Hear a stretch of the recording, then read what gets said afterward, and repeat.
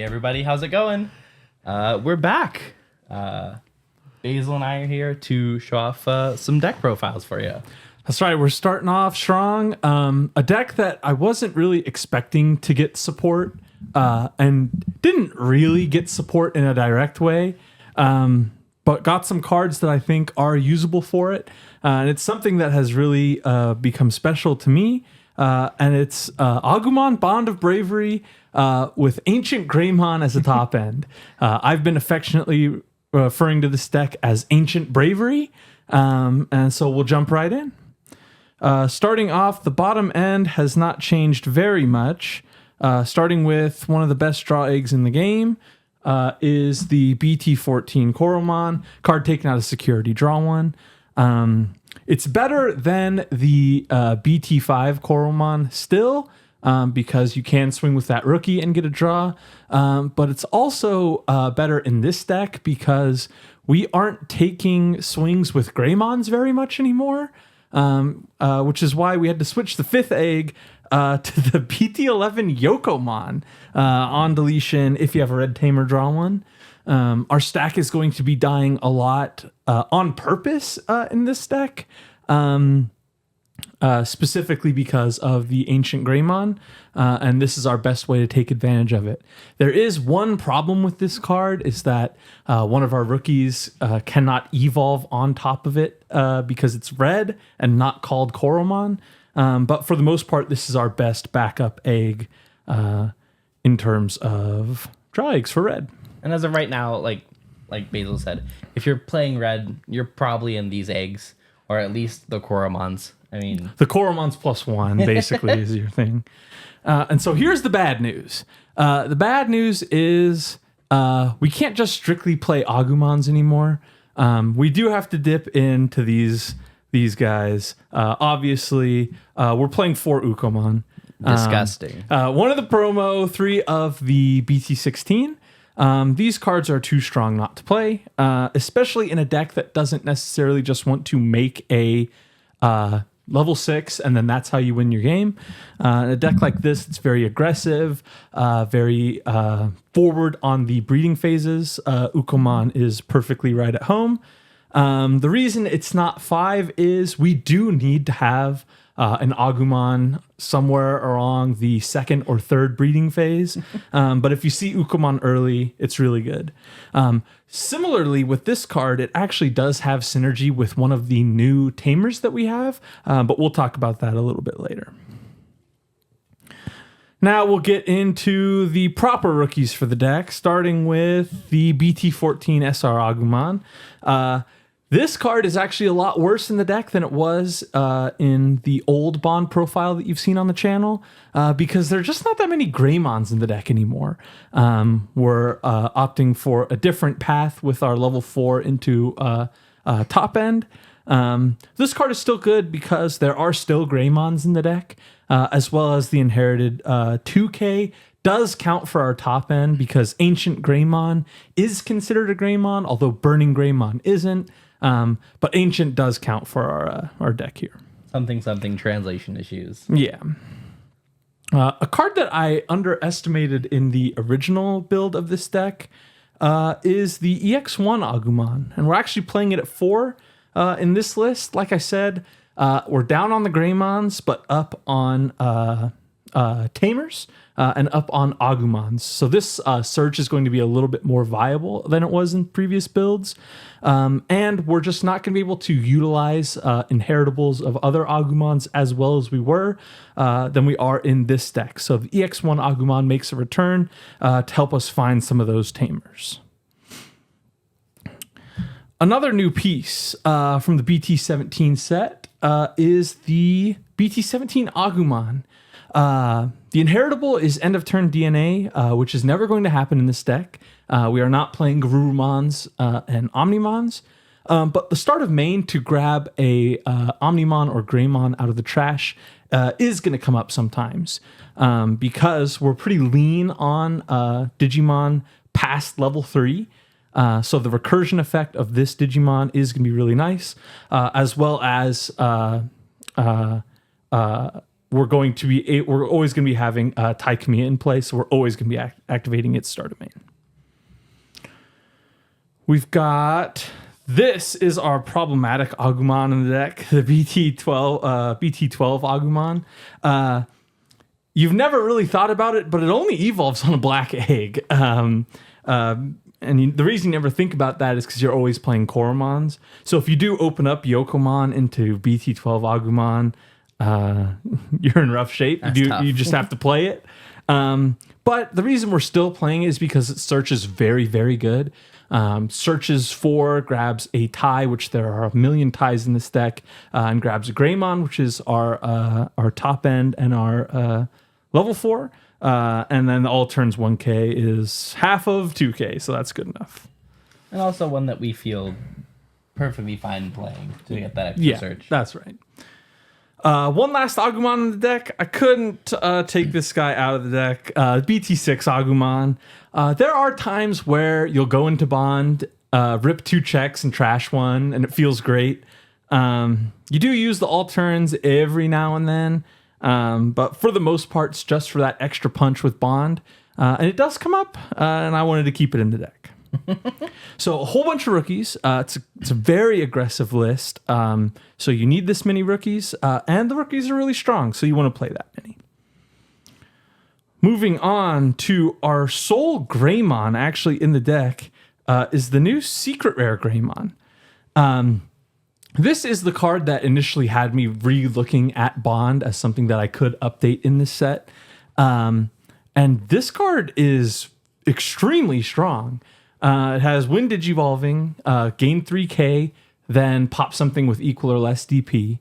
It has the unique effect of it counts as everything in its sources.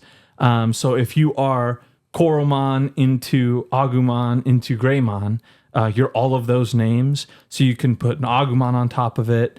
You can put an Agumon on top of it, or an Agumon on top of it. You can slide another Greymon on top of it because it's counted as Agumon. Then on deletion, play out a tie. It's extremely good because we're going to swing with this and not really mind if it hits a Mega and dies or if it gets blocked and dies, because we're going to get an effect off of that. The other cool thing about this card is that you can warp on top of it. So you can make Bond on top of it because it's counted as that Agumon. So you can go from 4 to 7 now, not just 3 to 7. It's an extremely versatile card and a worthy inclusion in 3. The reason we're not playing 4 is because it is our early game, not our mid to late game. And if you're watching this and you happen to have a 2-star Greymon, this art featuring the tie from the last Kizuna hit my line, Jacob. So, like I said, this is our only Greymon. And the reason is we have traded out this Greymon for promo Agunimon. Now, I know what you all are thinking. Why are we playing the promo Agunimon? And the reason is because we're playing the Ancient Greymon. So we'll just talk about these cards in tandem because obviously they're linked. Agunimon's effect when attacking, pay 2 costs to evolve into Ancient and then it'll die. The reason that is good is because we can go from Agumon to Ancient Greymon, kill something and do 2 checks from 2 memory. We're always going to have that 2 memory because we're going to have at least one of our Bond ties who's going to give us gain 1, draw 1. So we're going to be at 2 basically no matter what. So we can always threaten a Mega that's going to delete something. Then we have on deletion, grab back a Tamer and a hybrid from trash. So you can grab back either your Aguni or whatever the case may be. Grab back a Tamer that you may have trashed earlier, may have been deleted, whatever the case, and then play a Tamer. It doesn't have to be a tie. It doesn't have to be a Takuya. Play a Tamer. So these cards are incredibly strong. And the reason that we're switching away from the more of the Greymon stuff is that we have the Ancient, which is a little bit stronger on the top end. Rewinding time a bit to our last level 4, we're playing 1 copy of Burning Greymon. And the reason that we're playing the BT7 Burning Greymon compared to the new Burning Greymons is they only evolve on Takuyas. There are no Takuyas in this deck, just a bunch of ties. And then the interesting thing about this card is it does count for our Digicross. So in rare scenarios where you have this Burning Greymon, this Aguni, and you would rather, instead of evoing up the line, you can grab these cards and play Ancient for 6. It's not a bad play. It's a little less strong than the Evolution play, but it counts for that as well as our Hybrid 4 game. Just giving ourselves more options. Yeah. We've got down to just 2 copies of the Agumon Bond of Bravery. The namesake of the deck has moved a little bit more towards the Ancient, but Bond never hurt nobody. When attacking, pop 13k, trash a security. If you've got this guy, do 2 checks. It's a great card. I love it very much, and he's our sort of now kind of our backup to the Ancient strategy. And with the addition of the Ancient Greymon, we have the ability to add another level 7. So we got 1 copy of Blitz Omni, a card that has sort of fallen out of the meta in recent formats, but finds a home perfectly here, because if you use Aguni's effect to go into Ancient, and then it's still your turn afterwards, you do have Blitz Omni for game, which is just never going to be bad. Not bad at all. So that's actually it for the Digimon. And like I said, it's very lean from 4 to 7. Not that many cards. It's all on the bottom end, and the rest of the deck is Tamers and Options. So obviously, if we're playing Bond, we're playing 4 copies of the BT6 tie. Promote up your Agumon, gain 1, draw 1. It's perfectly good. Also allows us to warp into Bond. The thing about this card is everyone understands that Promo Louis had to get restricted to 1. But what they didn't understand is how terrifying this deck was with 4 copies of that Louis. The original build of this deck we stole from an Evo Cup in Japan. And it had 4 copies of the Louis and 4 copies of the Analog Youth. And it was just an insane memory manipulation game. And it was the same thing as basically the Ancient Garu version of the deck. But rather than bouncing stuff, you would delete it. Depending on the matchup, a little bit stronger, a little bit worse. But definitely a very fun way to play the deck.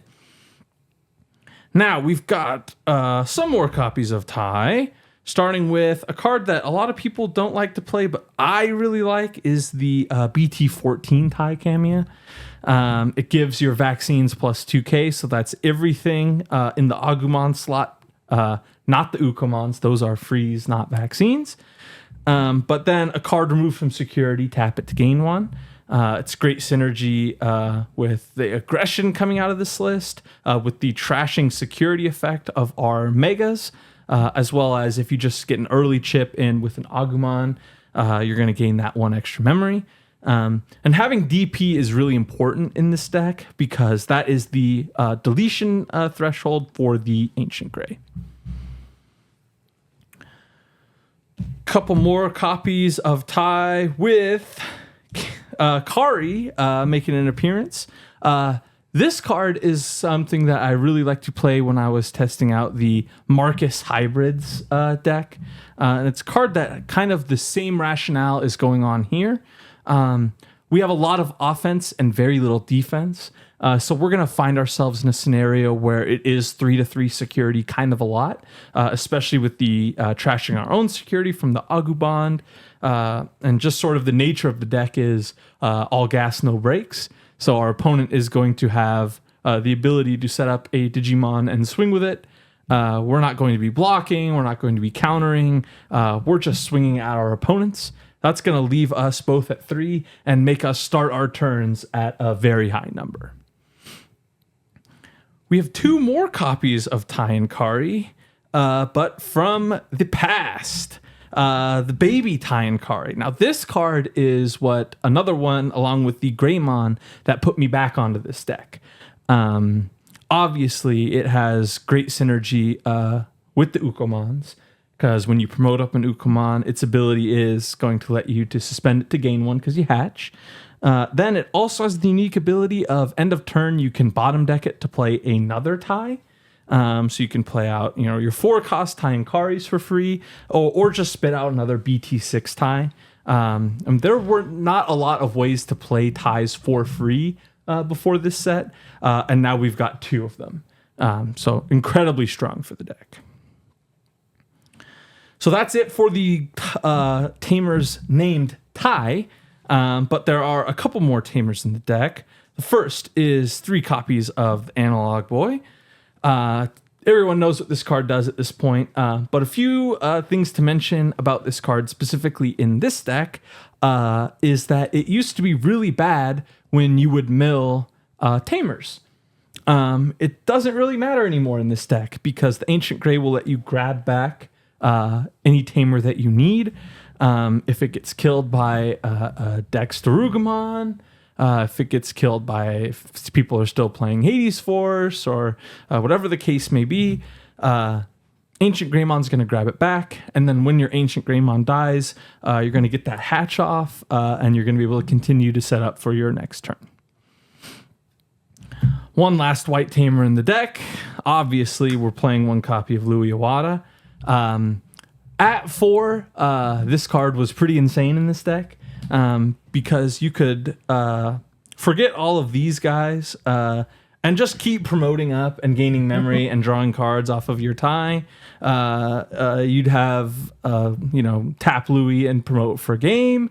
You'd have tap Louis go into Bond, swing for game.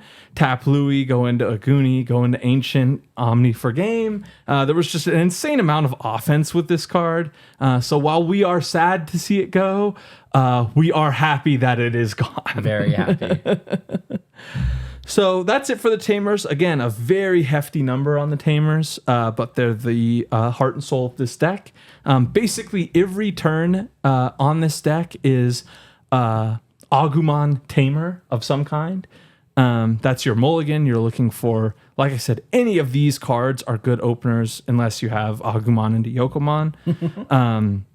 But you really want every turn to be set up something in the breeding, play a Tamer to pass, promote, boom, boom, boom, boom, boom, set up a Tamer, set up an Agumon. And that's sort of your gameplay loop in this deck.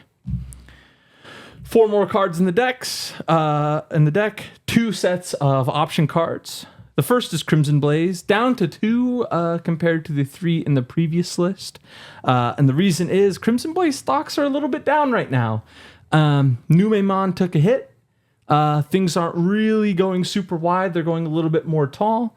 There are still instances where this is a good card. Your Fenrilugumons, your Dexterugumons, your Promo Davises, things of that nature. It's just a little bit less common than it was in the past. But if you're seeing the rise of some of those styles of decks at your local, go ahead and bump that back up to 3. But the reason we're down on this deck, this card, is we wanted to make room for a couple of copies of Gravity Crush, especially with the addition of cards like Burning Greymon and things like that. Having access to a little bit extra memory to make a little bit of an easier time going into your lines. 2 memory for free out of nowhere, never hurt nobody. And so that's the deck, guys. A new take on an old favorite. Agumon Bond of Bravery is something that I've loved since I started playing it in BT14. And with some of the new support and some old cards synergizing with that new support, I think it's pretty strong. I agree. All right, guys, that's what we got for this. We got some more deck profiles coming, so stay tuned for that. If you've made it this far, don't forget to like, comment, and subscribe, and we'll catch you guys in the next one. Bye.